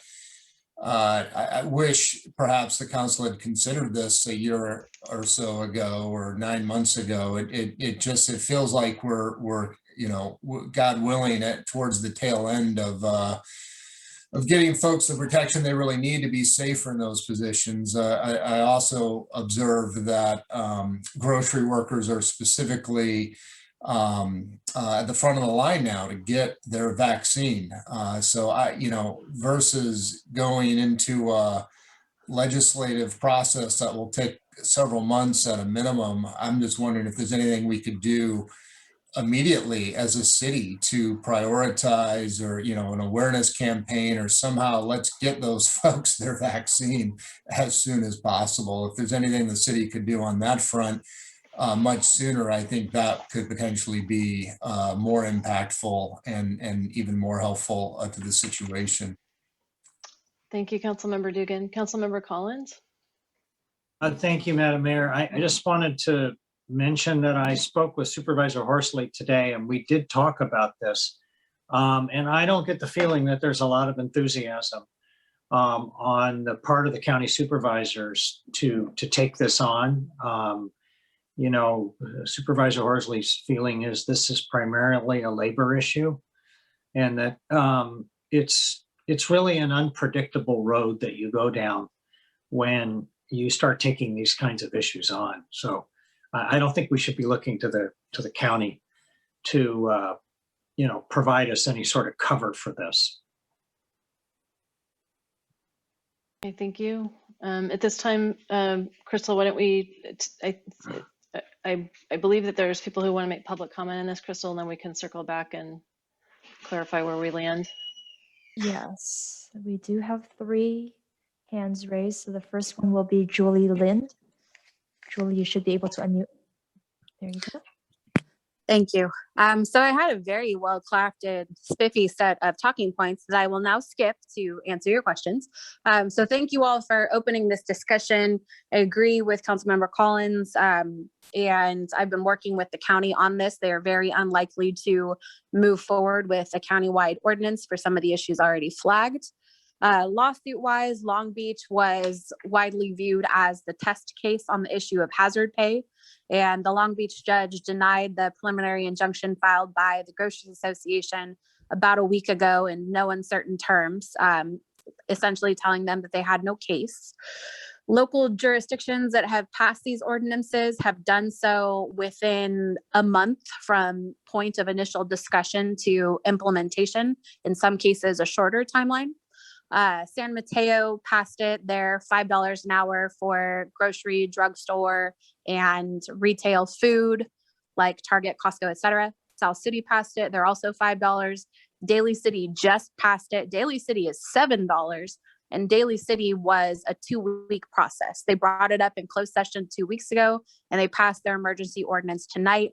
All 3 of these jurisdictions are emergency ordinances that went into effect immediately, lasting for between 90 days and 120 days. And the justification on this for these workers specifically is rate of pay and degree of exposure. These folks have been on the front lines on the pandemic since day one, almost a year ago now, making on average of $17 an hour, interacting with hundreds of people throughout the entirety of their shift, taking on a multitude of additional duties relative to COVID protocol with no additional compensation, and long ago exhausted any paid sick leave to care for themselves or their families if they got COVID. So this additional compensation is to give them a cushion, and the timeline is to hopefully give them enough time to get vaccinated, since, as it's been pointed out, they're eligible, but the supply is not yet there. Oh, and apparently that's my time. So thank you. Thank you. Julie. Next is Richard Hedges. Thank you, Mayor and honorable council people. I've been a UFCW member for 65 years. I've worked in the industry for a very long time. Let me just tell you that I heard my international president on CBS 2 weeks ago talk about 77,000 of our members who have nationally contracted the virus. 600 have died. Untold numbers of family members have been infected because of this. Locally, we've had about 3,000 members infected between the 2 local unions. I would just tell you, there was a comment made about vaccine for grocery workers. Sutter canceled all vaccines for 75 vaccine last week. I was on the last day to get a vaccine from that group. So being front and center doesn't matter if there's no vaccine. I would tell you that this is very urgent for our membership. You really need to do an urgency ordinance. I think it's likely that the county may pass something, but it'll only affect the unincorporated areas. They were spooked in the very beginning by the lawsuit, but that lawsuit has lost its steam. I'm not going to take a lot of your time. I think I've answered a couple of the questions. Ms. Lind has taken many of the things I was going to say, so thank you very much. Thank you. Thank you, Richard. Next, we have David Tusman. Hey, my name is David Tusman. I'm a resident of San Carlos, and echoing the prior two comments, I really think this should be acted on ASAP as an emergency ordinance, and really looking at hearing the timelines talked about of staff study and council study and community input. That's really, I think, ridiculous and just dragging your feet. And I, as also mentioned, South City, San Mateo have already passed this. Daly City passed it just tonight. And, you know, I think the role of the city government is meant to help not just the residents and customers that are being served by these grocery stores, but also the employees that are traveling into our city under their own risk and cost and need. And this hazard pay is the least we can do to help them out. So please agendize it. I guess that's all we're deciding tonight. But maybe agendize it with direction to staff to craft as an urgency ordinance, and to, you know, maybe overlook the weeks and months otherwise of community input and tiptoeing that you would otherwise do, because, you know, this is super important and super urgent. Thank you. Thank you. Thank you, David. Next is Linda Burrows. Yes, I just simply wanted to reinforce statements made with regard to the grocery store workers are essential workers, and given the realities of the statistics of COVID in this group, and the number of folks who are without any medical benefits, quite frankly, by design, as they're considered part-time workers, many of them, this exacerbates the situation. So it would seem that urgency is the word to underscore. And I think that our medical community is strong, and that perhaps city staff can make a direct approach to allow the grocery store workers in our area to be made a priority to receive vaccine, and some effort be underscored to let them know that they will gain access. Thank you. Thank you. And there are no further hands. Okay, thank you. Councilmember Rack. Thank you, Madam Mayor. And I appreciate all the comments from everyone.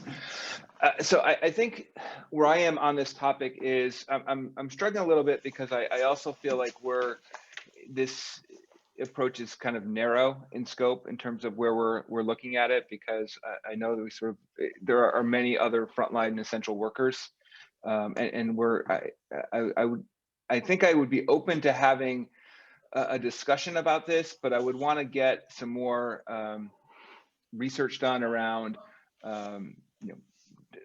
drugstore workers, other food service places that are essential. I mean, I want to understand, because the scope can be either unmanageable or trying to find the right balance, because I could see where you could argue, look, home building is critical and should we look at Home Depot and other things. And so I don't want to go down a path that's untenable, but I guess I'd be interested in at least looking at what some of the other cities have done and see if there's we should have a discussion about it, not sort of committing one way or the other, but I think it's worth maybe having that discussion and understanding a little bit more before we sort of make a decision.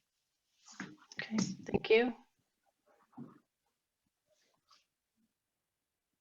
I would agree with Adam. I would support having some kind of study session on what the other cities have done. I've heard timelines discussed tonight and periods of time where this would apply.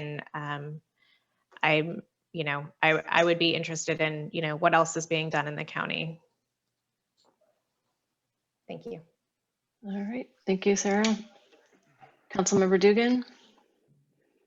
Yeah, thank you. I would just agree with that, Councilmember Rack and Vice Mayor McDowell. I am also just, if we do want to move forward with this, I would want to understand the scope as well. There's a lot of frontline workers. I think about in-home care workers. We've got there's a whole, very challenging to try to draw the line at this. Who would receive this benefit, who wouldn't receive this benefit, and why. There's an awful lot of frontline exposure there. So maybe a study session is the right way for us to even get our arms around this. The scope of this is going to be hard to determine and define, where would this, who exactly would this apply to? Right. So I think, so I think the spirit of this is that, right, is to take a look at what the other cities are doing and what was included in the scope. And I think the grocery store workers were called out, and I think that was inclusive of drugstore workers as well. People who are, have long shifts where they're dealing with the public on a regular basis. So it sounds like we do have alignment to move forward with this, and I would request too that we have some expediency in this. I further appreciate kind of the context with some of the public comment made tonight, that this is somewhat of a bridge. We know that the vaccines are there's a bottleneck there and they're not forthcoming. They're on the way, but they're not here yet. My concern, as we talked about in the previous agenda item with the COVID report, was around community safety and exposure. And I think this is an extension of that conversation. So if we could move forward with some sort of a study session, Jeff, I think that would be appreciated. Give us some options. We'll take a look at what the other cities are doing and put a report together for you all. We'll start working on this week and see what other work we're doing right now that we can put on hold to accomplish this. Okay, thank you. All right, and to that point, Jeff,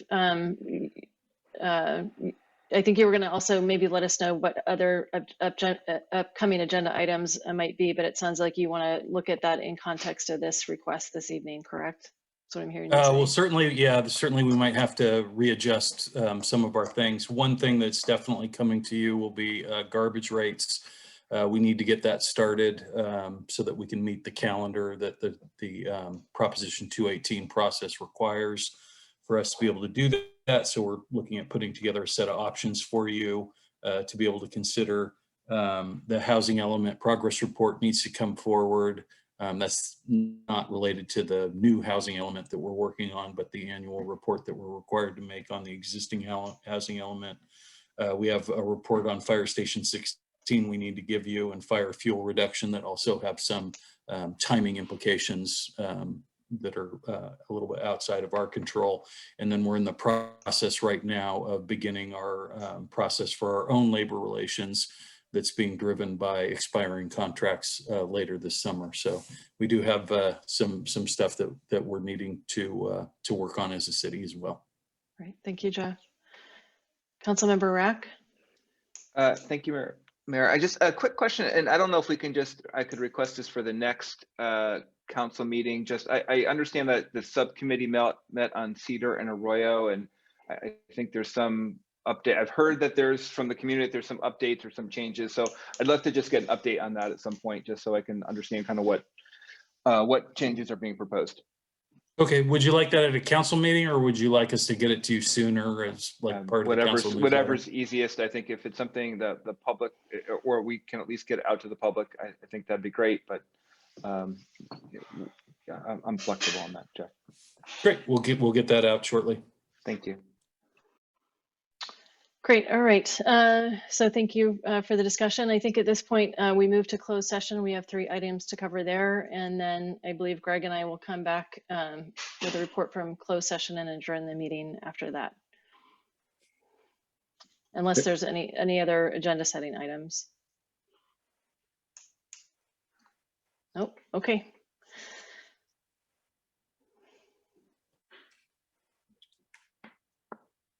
So Crystal, will you remind us, are we to log off and log back into a different number, or do we go into breakout Yes, rooms? everybody should have the closed session Outlook invites, and the link is there. Okay. All right. Thank you.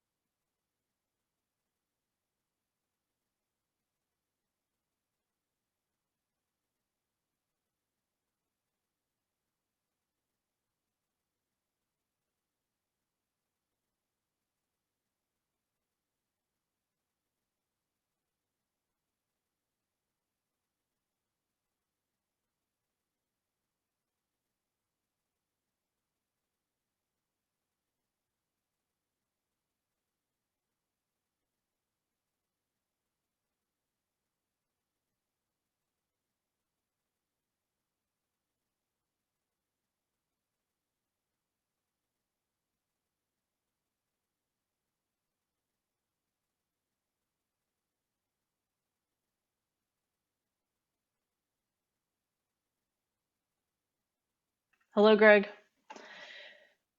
Unmute. Okay, there it is. All right, is there a report from closed session? There's no reportable action from closed session tonight. All right, so we are now adjourned. Okay, thank you. Okay, Take care. thank you. Good All one. right, Bye-bye. good night, Crystal. Thank you. Good night, Crystal.